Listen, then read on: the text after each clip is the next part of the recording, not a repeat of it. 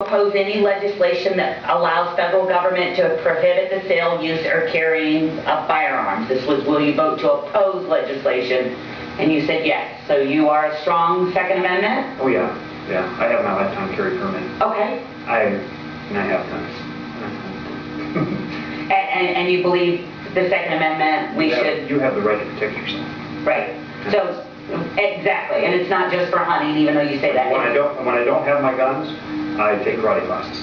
And I always use the example of if they believe that getting rid of the guns makes us safer, any city that has the gun bans, like Washington, D.C. and some of the other ones, why do they have the worst crime rates? Right, because only those who break the laws are going to have the guns. Right, because if they think they're not going to get the guns, they're just idiots. Because the only people that get rid of the guns when they have the bans is the lawful people, because they don't want to break the law. Right. So all you're doing is taking it out of my home, and then I have to call the police and wait 20 minutes and take care of my family, and then I'm all dead and just not good. So I appreciate that too, because I was not a big Second Amendment person, and I have been through this revolution, so that's really good.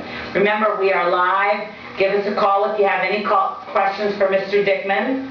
Number 4, will you support a balanced budget amendment to the Constitution that includes hard spending limits and allows for no increase in taxes or federal revenue enhancements?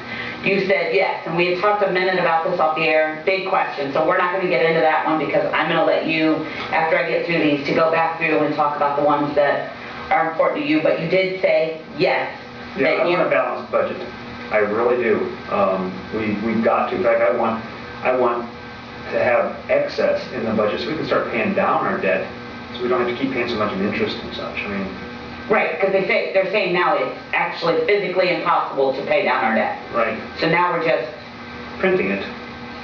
Which is a backdoor tax. Absolutely, inflation.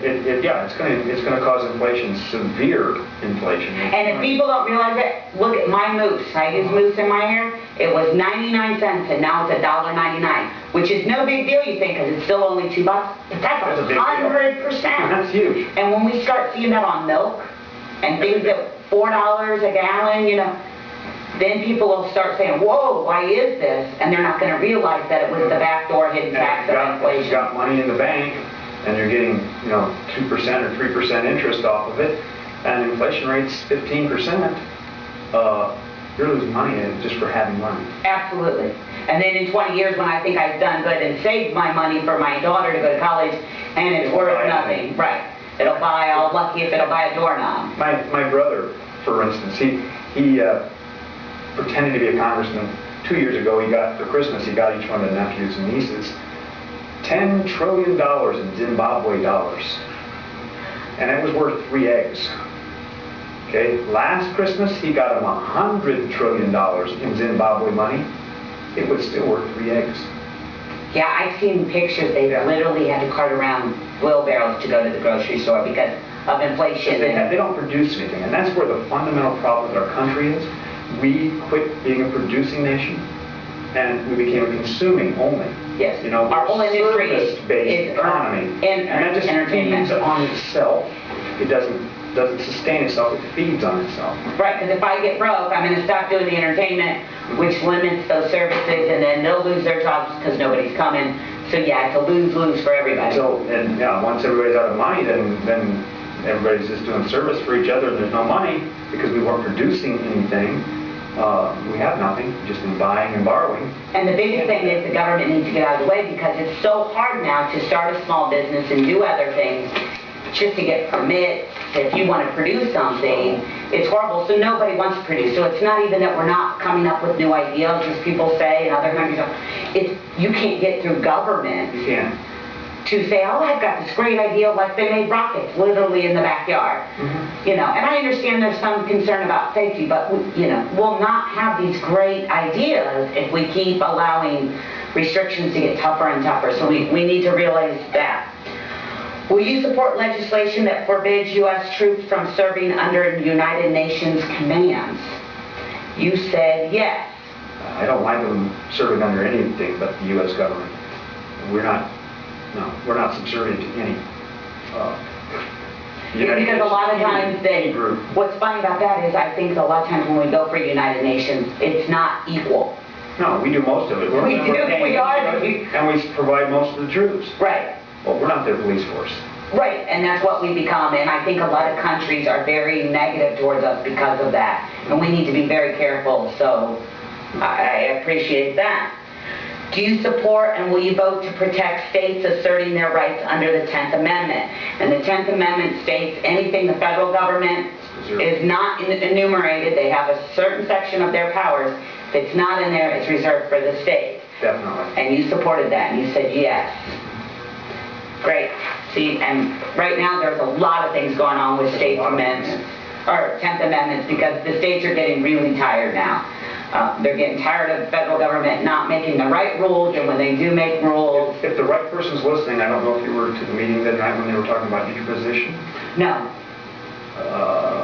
He was very informative, and that is what we need to do. We need to drop out of the Florida lawsuit, because we're giving our constitutional rights to Florida's jurisdiction, and if they lose, then we lose. We lose, and we're bound to it. What we need to do is use interposition, have the governor step in and say, I will not allow this to be done to my citizens, and then have them sue us, because they have a burden of proof if they're suing us. And we're also looking at putting a bill, and I know some of me in the groups are looking at a bill to put in our state house that says, because it violates the Constitution, Indiana can opt out. And we're looking at introducing that next year if we don't get enough conservatives in office that would just repeal it. It's been used multiple times through history, so. All right, looks like I got my first phone call. I'm going to hold off on the questions because I, unfortunately, as I was telling you, am not in your district, so I can't vote for you, but I'd like to take a caller and see what the question is. Yes? Hello. I was just wondering how you felt about the Patriot Act.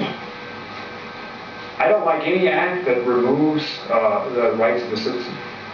It'd be nice if I don't mind them monitoring foreign calls, but they should be monitoring the U.S. citizens' calls. That's just over the line. So you think that they should monitor or look over the calls that people from the United States talk to from other countries? Is that what you're saying? Well, if it's an international call, they're not actually listening to the call, but they have say the computer just picking up keywords. Mm-hmm. I don't really have a problem with that, as long as they're not monitoring U.S. citizens for it. They're just, they're not individually listening to individual citizens. They're trying to see where in the foreign country the sound is, or the call is coming from, that kind of a thing. Would you reauthorize the Patriot Act if it came? They're trying to reauthorize it now to keep extending it because it expires. If it comes up on your watch and would you reauthorize it with what you know right now of it? No, it's too invasive, and if it becomes permanent, which I think Obama wants to do because he wants to use it for other purposes than his original intent even. Because I had John Hostetler on, and we really have issues. I mean, he signed it, and I had to get to the bottom of that. And I think that what I learned was it's not so much, you're exactly right, it's not so much the Patriot Act itself, it's what people do with it.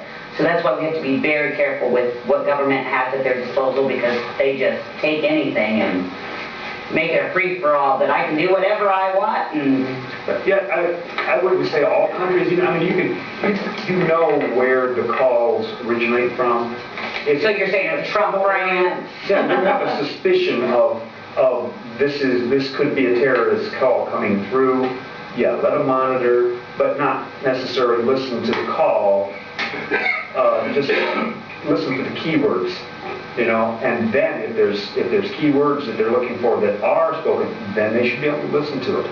Just because so there's certain it's a potential threat. Yeah, might look at a potential threat, but definitely not anything in the United States, unless, like I say, they're calling to an area that we know has terrorist activity. Because we have to be very careful, because if you watch some of the mainstream media, CNN, MSNBC, the Tea Party groups, which I feel I'm a part of, they call us terrorists.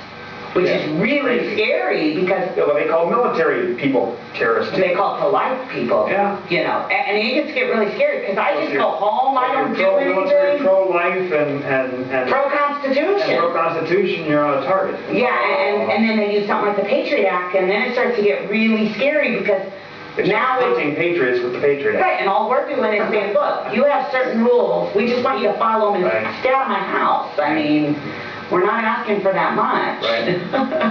Thank you, caller. I don't know if she's still there. Thank you. We're live on Tuesday, April 27th, 422-3902. Give us a call. I'm going to go back to my Campaign for Liberty questions.